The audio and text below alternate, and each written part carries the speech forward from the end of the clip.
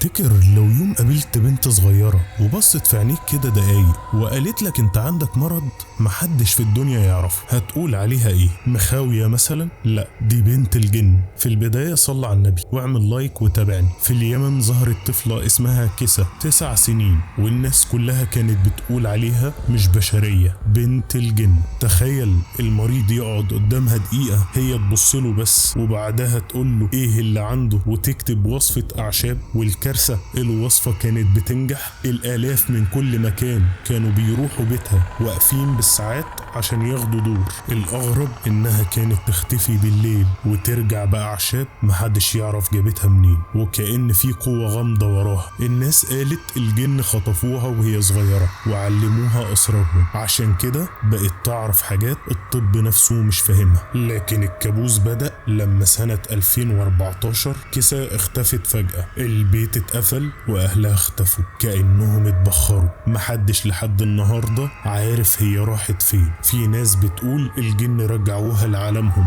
وناس تانية بتقسم ان رجال اغنياء خدوها بعيد، بس الحقيقة ان مفيش اي اثر ليها، كأنها ما اتولدتش اصلا، مجرد ظل عدى ومشي. السؤال دلوقتي، لو كسا بنت الجن فعلا، هل ممكن ترجع تاني ولا خلاص ابتلعها العالم اللي ورا ستار الغيب؟ قول لي رأيك، انت شايف كسا اسطورة ولا حقيقة مرعبة؟ اكتب لي رأيك في كومنت واعمل لايك للفيديو ده وتابعني، وخليك دايما فاكر الرعب الحقيقي لسه ما بدأش، الرعب لسه هيبتدي.